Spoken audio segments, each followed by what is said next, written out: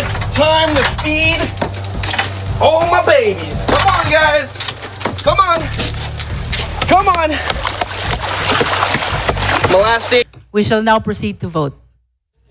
The chair is ready to hear the motion for the declaration of sufficiency in substance of the De Jesus impeachment complaint. Madam Chair, The Honorable Zamora is recognized. Madam Chair, I move to declare the De Jesus complaint insufficient in substance.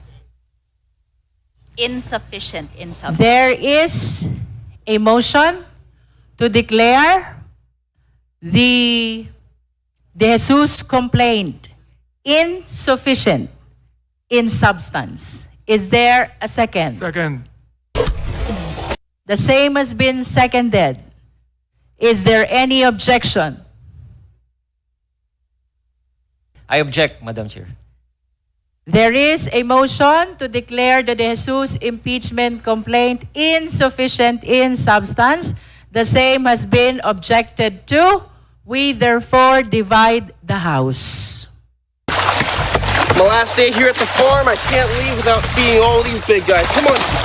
Again, the motion is to declare the De Jesus complaint insufficient in substance.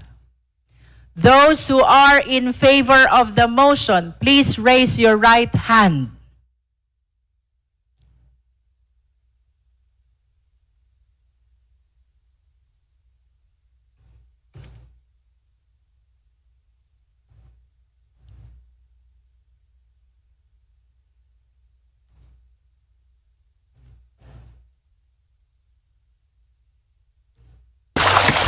My last day here at the farm. I can't leave without feeding all these big guys. Come on.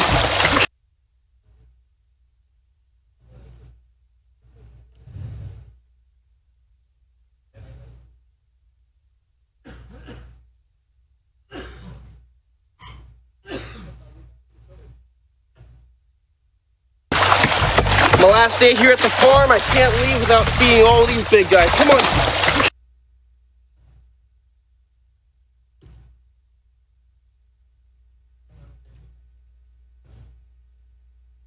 You may put down your hands. Those who are not in favor of the motion, please raise your right hand. You may put down your hand. Those who abstain, please raise your right hand.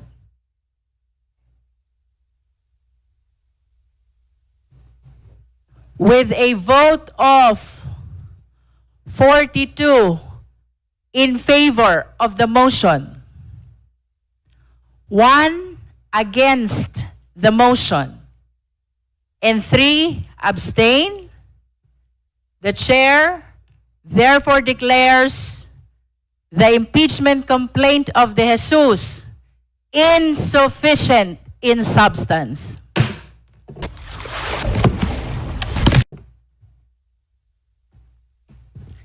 At this juncture, the chair is ready to hear the motion for the declaration of sufficiency in substance of Massa et al. Impeachment complaint. Madam Chair. The Honorable Erice is recognized.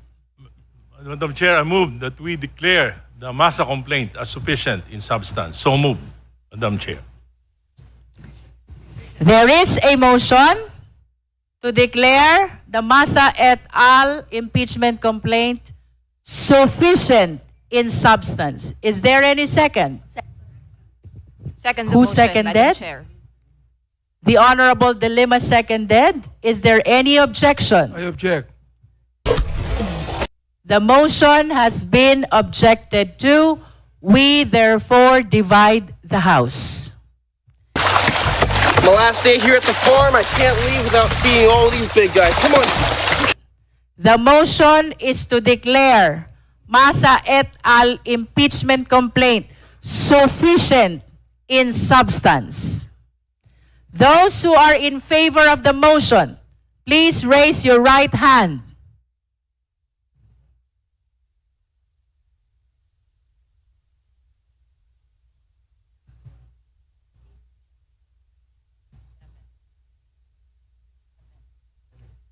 You may put down your hands. Those who are not in favor of the motion, please raise your right hand.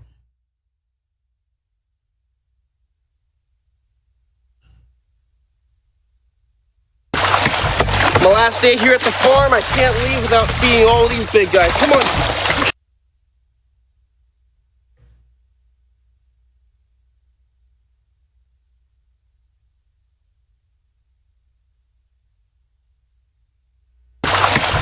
My last day here at the farm, I can't leave without feeding all these big guys. Come on.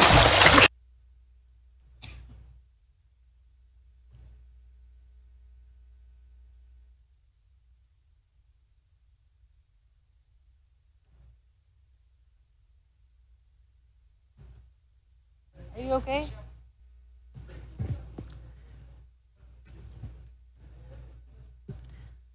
With vote in favor of the motion, 7, and those against the motion, 39, with 0 abstention. The chair declares the Masa et al. Impeachment complaint insufficient in substance. Hold up. Wait a minute. Something ain't right. I think today we can announce that ano ninyo nung kinuha ng Department of Finance yung 60 billion na pera ng PhilHealth na No! God, please, no! No! No! No! So the voting in this case, the Supreme Court was unanimous when they ordered the return of the 60 billion pesos funds of PhilHealth transferred to the National Treasury, and they were also unanimous in permanently prohibiting the transfer of the remaining 29.9 billion pesos fund balance. But in declaring void Special Provision 1D and DOF Circular number 003-2024, the court voted by a majority. But wait! There's more!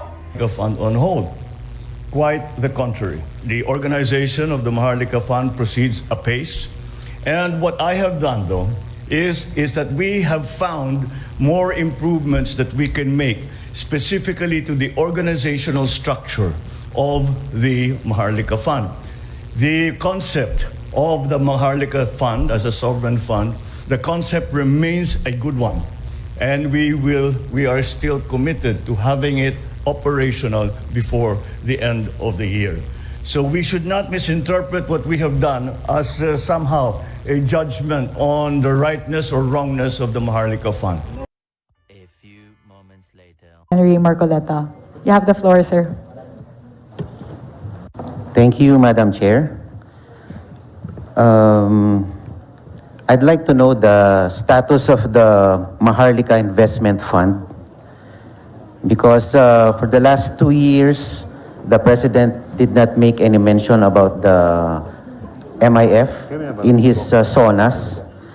And since Congress has the innate power of innate oversight function, I think, I believe we ought to know the status of the Maharlika Investment Fund. And I believe you have also been endowed with repertorial requirements. And what mechanisms are in place to ensure the transparency of these multi-million investments that were made? I believe early this year there were investments made already by the Maharlika Investment Fund. Yes, thank you very much. Yes, it is true that we report to Congress yearly. I think there are documents submitted to Congress to provide status with regard to the investments of Maharlika. Essentially, Maharlika has invested in 2 projects. One is NGCP, 20% of 2 board seats in NGCP, roughly 20 billion pesos. And another is in a mining, Makilala Mining, and that's how much?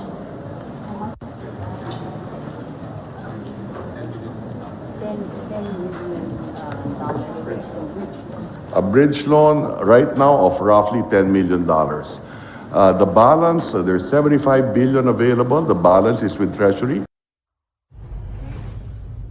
To fight for what we believe in, undeterred by the fear of failing or losing. Indeed, courage knows no limits. Cowardice does.